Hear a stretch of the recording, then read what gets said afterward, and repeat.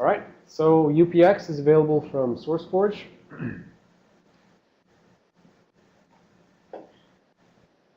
It's actually, it's the hello world of Packers, basically. It's very easy to understand because it isn't explicitly malicious. It really is just a thing for compressing files and letting them decompress. They have an unpacking functionality. So if you pack something with UPX, you just use UPX-D to decompress it, and it'll do that nicely. So it's very simple to understand because it's not trying to obfuscate. It's not trying to use TLS to play any tricks on the analyst or anything like that. And so the basic usage of it is you just say UPX and the file you want to pack and the output file that you want to write it to. And if you use -D, you can go ahead and unpack a packed file. So what I want to show now is the header changes that are made on ELF specifically. So we're going to start with ELF, and we'll go back to PE files later.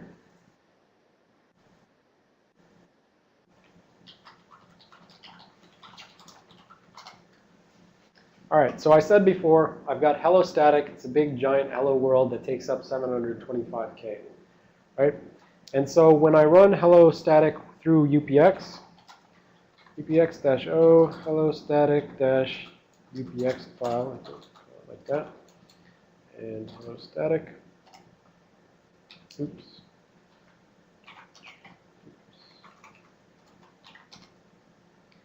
File already exists. Let's pretend that it just created that file. Oh, hey, I've got UPX static. I'll just call it, fine. Just to show you, I'll call it hello static UPX2. All right, so it goes through its process, compressing it down. Whatever algorithm, I think it may use LZMA these days, I'm not sure. Actually, I think they have their own custom compression. All right, so it's kind of funny, actually. It compressed to different sizes different times. I may have used a different option last time, but the point is, whereas something took around, 740K before, after we use UPX, it takes around 280K, right, 286K. So you've got significant savings. It's less than half the size that it used to be. So this is a good thing if you're in a space-constrained environment. But let's try to understand what the changes were that it made to the headers, that it manipulated in order to, have this compressed version. So if we look at with readelf-L on the original hello static, the things that we really care about are those load segments, right? See, the original thing had a file offset going from 0 to A0BD9. That's going to be the first segment. It's going to map that segment to 400,000. Right? The second thing starts at A0F0, and it's a much smaller segment. It's only DB0 big, and it's going to map that at 6A0F0. So kind of like we've been seeing, we've got one segment around 400,000, one segment around 600,000. The first one's big, the second one's small. This is more just a function of this particular hello world program. So the first segment is readable and executable. Second segment is readable and writable. So you expect that that first big thing has all the code and stuff in there because it's executable. And the second thing is going to have, data, the .data section, the .ro data section, stuff like that. It's readable and writable, but not executable.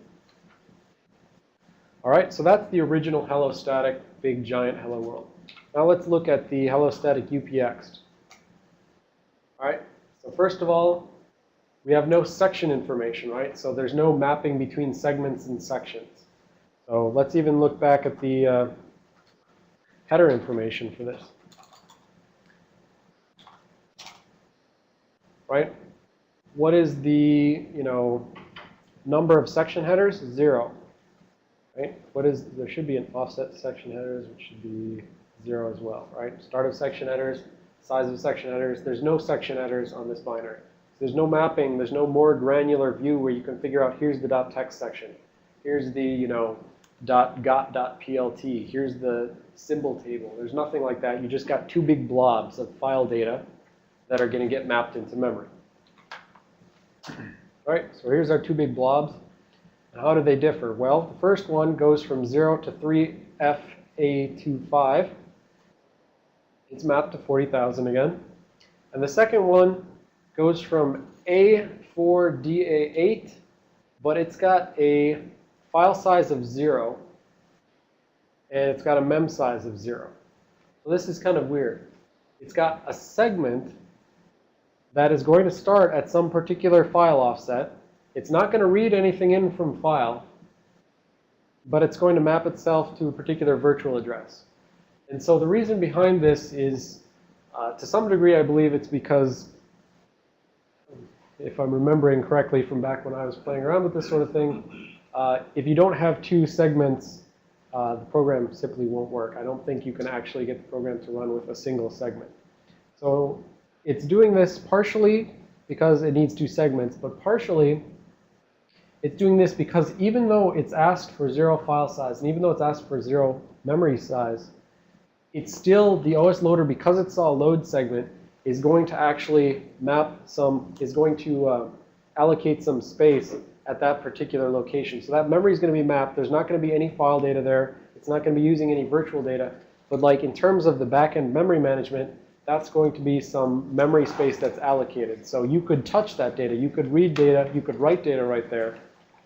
And so it's kind of like it's allocating hex 1000 worth of memory there in reality behind the scenes. It's not taking anything from disk and putting it there. But when the packer starts running, you'll actually see that it'll copy data into this region, even though there's nothing there, because it knows implicitly behind the scenes the OS loader still made that memory valid. At least hex 1000 of that memory is valid. So it's basically going to have one big segment where it has all of its stuff, and then one segment that's ostensibly of 0 size. But when you actually watch the thing run, you'll see it copy itself. It'll start at itself and then copy some stuff down. It'll copy itself over there. And then that's going to be the decompression program that's going to run off in that memory. And then it's going to decompress that other blob into the original space starting around 400,000. And then based on that, the original program will run. I believe when it's done, it is going to copy some stuff into the 600,000 range as well, because the original hello static had stuff in the 600,000 range. But this is where my memory of exactly what's happening here has decayed. All right, so this is just notionally, these are the kind of changes that a packer will make to the headers. It'll make some space for the data, and it is going to decompress that data into a large range of memory. So this is UPX on Linux. UPX on Windows is going to behave basically the same way. I'm going to show you that quick as well, and we'll see the changes made to the headers. All right. All right, so I just took my template32.exe and I ran that through UPX. It said it had a compression ratio, moved from 6656 bytes down to 5120 bytes. So the final size is 77% of the original size. I'm going to look at it in CFF Explorer. This is crashing apparently. Other CFF Explorer. So in my downloads, I got UPX, that, and that. All right, so this is our original template32.exe. We go look at the section headers. You see it's got a .text section, which starts at 1000 and goes for goes for 804 in memory. Got the R data, starts at 2000, goes for 5D4. .data, 3000 to 384. Resource and relocation information. In the UPX one, it's nice and clear here. We've got one section that has a name of UPX0, one section that has a name of UPX1. All right, now relative to the original one, the first section starts at hex 1000, and it goes for 6000. So the original one started at 1000 and goes to 804. So if we start at 1000 and go to 6000, we'll actually cover all of this data, right? So if the original file, like we said, you know, what's the size of image? The size of image is go to this last section and add the total size of the virtual memory. So total size of image here is like 5194, right?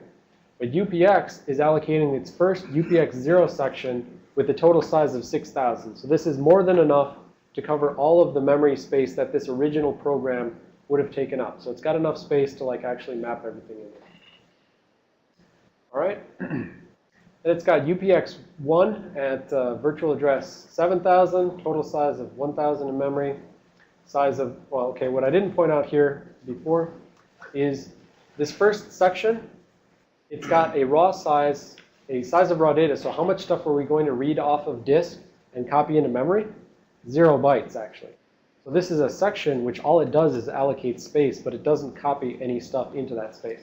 That's like that second segment that you saw over in the Linux thing, and that confirms, as I suspected, that I was misdescribing where stuff was going to go. So the other Linux thing, the segment that has 0 size, that's what it's going to use for memory. But anyways, so over here on Windows, you've got the first section that's just allocating space but not copying any data in there. And then we've got the second thing that has C0 worth of data that it's going to read off the file. And yeah, and it's at 7,000, so it's beyond the address range of the original executable. And then finally, there's the resource. UPX has the option to compress the resources or not compress the resources. It's just kind of, sometimes it'll mess up the program whether you pack the resources or not. And so most packers will give you the option whether you want to compress or not compress the resource section. So here, I believe it's just going to have tacked on the resources more or less as is. So let's see. It started at 8,000. It goes to 1,000, size of 400. And the original one, resource, was, total size of 200. So it's got more than enough space for the resource. Actually, now I'm kind of curious whether it really is the exact same thing. Yep, so there's the manifest. And in this one, there's the manifest, right? So it's keeping the resources, quote, in the clear, right? It's keeping the resource information outside of the compressed blob, just in case it's necessary. Because actually, this manifest information is used by, potentially used by the OS loader. So sometimes you want that information to be available ahead of time to set some configuration information, essentially. But that's beyond the scope. All right, so again, just at the section header level, we can see that UPX allocates enough space to cover all of the memory range of the original executable, and then it's going to just have a second segment or section which has the real data, and that data will decompress the data into the original virtual memory space so that everything maps up to the same offsets that it would have had if you executed the original file. So, all right, so any questions on the concept of packing, this notion that we're like compressing down all of the data from an original file and then decompressing it back into the correct location in memory at runtime with some little stub code that does decompression. Any questions about that? Not really a question so much as a comment and or discussion. I'm really surprised that packers operate this way, that is, duplicating so many of the functions of the operating system when it would seem much simpler just to decompress a file, write that file, and then hand it to the operating system to do these functions. Do I understand that correctly? And if so, do you have any idea why they do it this way? Yep, so that's actually, we would call what you just described more like a dropper. So in the reverse engineering class, the intro to reverse engineering class, Matt Briggs and Frank Poslusny, they cover sort of droppers. And so a dropper would, for instance, pull something out of the resource section and drop it and then decompress it or decrypt it and things like that, drop it on the file system and then put it up. The core benefit that you get from a packer versus a dropper is the real, quote, real executable never touches disk. If you've got a dropper, then you're dumping the thing off to the file system, and even if you delete it, right, file system forensics can potentially recover that. So you just wrote the original file to disk, and then you just executed it. That original file, even when it's deleted, it still potentially is resident in the sectors on hard drives, so file system forensics can find it. When you just decompress it into memory using this, rigmarole of reconstructing stuff the way the OS would, when you do it that way, you make sure that the, quote, original program that you're trying to protect never was actually visible on the file system, so it's, pretty ephemeral. someone shuts down the machine, they'd never get a copy of the original thing. So that said, they still would potentially have a copy of the compressed thing, and they can still work through the analysis process of deriving the original file. So again, it's basically I would say it's primarily due to, malware authors wanting to avoid file system forensics and the potential for evidence showing up later of what the original file did. But yeah, that's a good comment. Yes? Also, if you're using the standard OS loading mechanism, doesn't it get logged? The packed file, it depends on what you mean by logged, right? Well, it's like if you load a kernel or something like that, it gets logged that that kernel's been loaded. If you do it through like a DLL injection, then you can avoid all logging. Well, so yeah, it really comes down to your assumptions of how the system's configured and what sort of logging is going on. But in the sense of the difference between a dropper and a packer runs itself this, template32 UPX.exe. The invocation of that process would still get logged, right? Just like, but now if we were doing a dropper, you'd see, the dropper load, and then it would drop the file and then load that. So you'd see 2 versus 1. Whether or not that's any sort of thing that would be useful for defenders, I don't think is necessarily the case, because it's just some random binary, and implicitly just saying a log file of this hash binary ran or didn't run. It's useful in like an application whitelisting sort of environment, but like just if there's just a log file that says some random file name executable ran, I don't think there would really be any difference between a dropper version versus a packed version. There's no real difference in terms of protection for the malware, basically.